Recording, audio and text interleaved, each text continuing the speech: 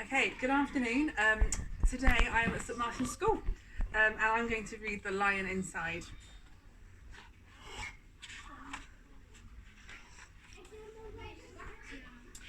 In a dry, dusty place where the sand sparkled gold stood a mighty flat rock, all craggy and old. And under that rock, in a timeful house, lived the littlest, quietest, meekest brown mouse.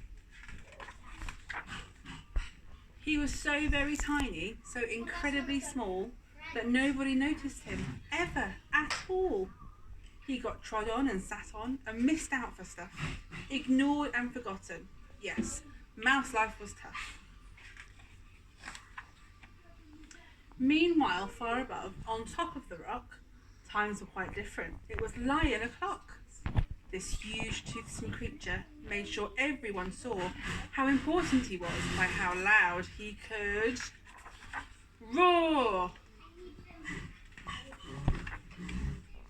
He was head of the pack. He was shouty and tough. He loved showing the crowd he was made of strong stuff. Yes, all were impressed by this mighty cat king. If only, thought Mouse, I could be like that, more like that.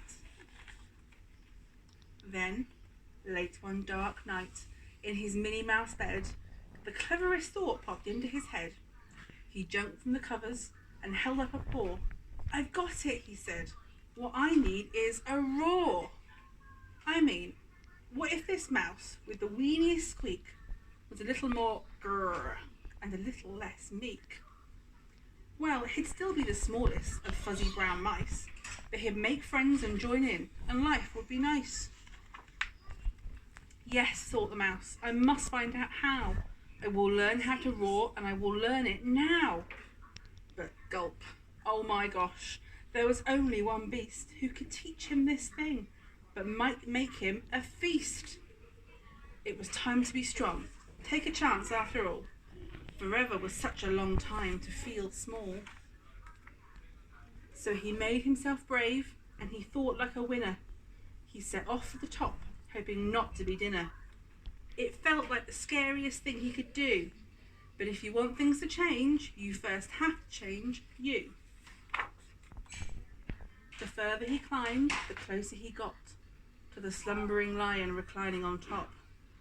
Then at last, as he stood on his tippity toes, he found himself suddenly nose to nose.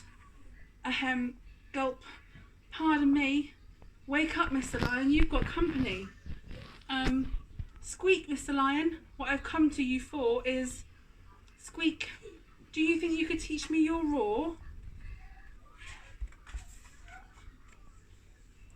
A silence befell that twinkling plain. Lion opened his eyes and puffed out his mane. Time slowed right down. Why, it felt like a week. Then he opened his mouth and let out an eek. The lion was shaking, his paws all a fumble. He was backing away with a scrambling tumble. Don't hurt me, he whimpered. I'll try to be nice. Well, my goodness, this lion was frightened of mice. Don't worry, Mouse peeped. I'm a friend, not a foe. Let's rock this together. We'll have fun, don't you know? There was a magical moment for sure when Mouse didn't feel at all small anymore. He had found his true voice and learned to speak out. And for that, you don't need to roar or to shout. And from that day and always, the two were a pair. They both liked that rock better, now that rock was to share.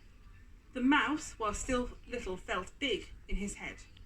And Lion, he still roared, but with laughter instead.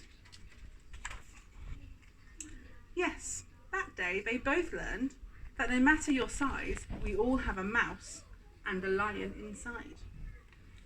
Okay, and tomorrow's book, you either have a choice between Sweet Potato or The Tiger Who Came for Tea.